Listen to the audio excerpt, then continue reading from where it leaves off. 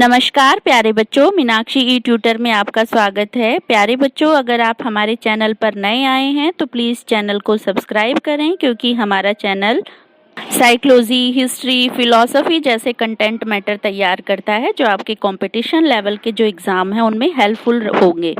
प्यारे बच्चों, आज की MCQ टेस्ट सीरीज़ में हमने शामिल किया है बीएड फर्स्ट ईयर का पेपर सेकेंड। तो शुरुआत करते हैं अपने फर्स्ट क्वेश्चन की। औपनिवेशिक भारत के दौरान शिक्षा का उद्देश्य क्या था? प्यारे बच्चों, जब भी हम औपनिवेशिक भारत की बात करते हैं और शिक्षा की बात करते हैं तो हम सभी जानते हैं कि अंग्रेज यहाँ पे केवल शासन करने के लिए आए थे और वो एजुकेशन पॉलिसी को किसी भी तरह के डेवलपमेंट से जोड़ना नहीं चाहते थे। वो एक ऐसी शिक्षित फौज तैयार करना चाहते थे जो खून से और रंग से तो भारतीय हो लेकिन उनकी सोच अंग्रेजी हो। तो इस आधार पर जो यहाँ ऑप्शन दिए गए हैं उसमें से ए ऑप्शन इसके अकॉर्डिंग है।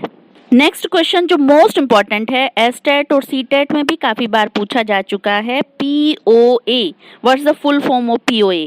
तो POA की फुल फॉर्म क्या है? Program of action. प्यारे बच्चों, नेक्स्ट क्वेश्चन जो है वो यूनिवर्सलाइजेशन है एलिमेंट्री एजुकेशन को लेकर।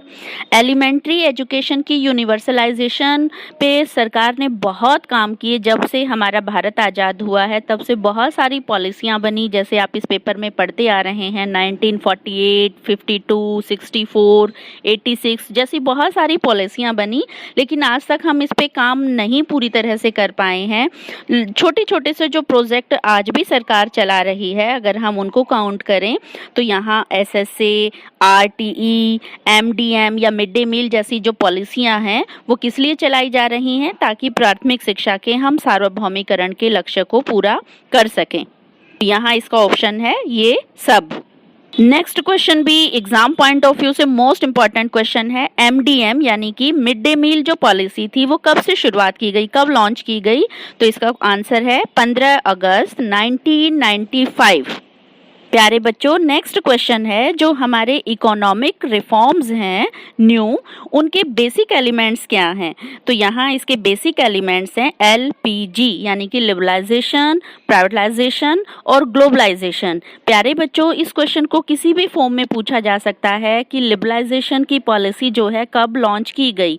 तो आपको थोड़ा सा डिटेल में इस क्वेश्चन को करवा दें। 1991 में जब P नरसिम्हा राव प्रधानमंत्री थे और डॉक्टर मनमोहन सिंह जो है वो इकोनॉमिक मिनिस्टर थे, तो इकोनॉमिक सिस्टम को सुधारने के लिए बेसिकली ये फंडा अडॉप्ट किया गया था। लेकिन चूंकि हम यहाँ एजुकेशन पॉइंट ऑफ व्यू से कर रहे हैं तो हम यहाँ पे LPG वाले फैक्टर को एजुकेशन पॉलिसी के तहत रिवाइज करेंगे।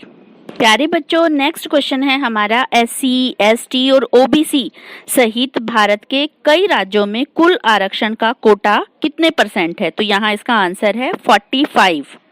नेक्स्ट क्वेश्चन जो हमारा इंडियन डेमोक्रेटिक सिस्टम से जुड़ा हुआ है उसके बेसिक प्रिंसिपल्स क्या हैं, जिसको आप सभी जानते होंगे, जस्टिस, लिबर्टी और इक्वलिटी। तो इसका आंसर है D।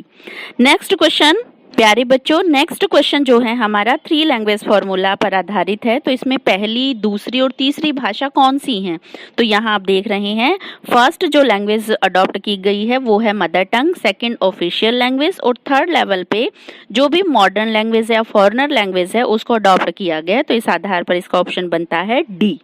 प्यारे बच्चों, नेक्स्ट क्वेश्चन है DPEP। इस क्वेश्चन को दूसरी फॉर्म में भी पूछा जा सकता है कि इसकी फुल फॉर्म क्या है। तो डिस्ट्रिक्ट प्राइमरी एजुकेशन प्रोग्राम इसकी फुल फॉर्म है।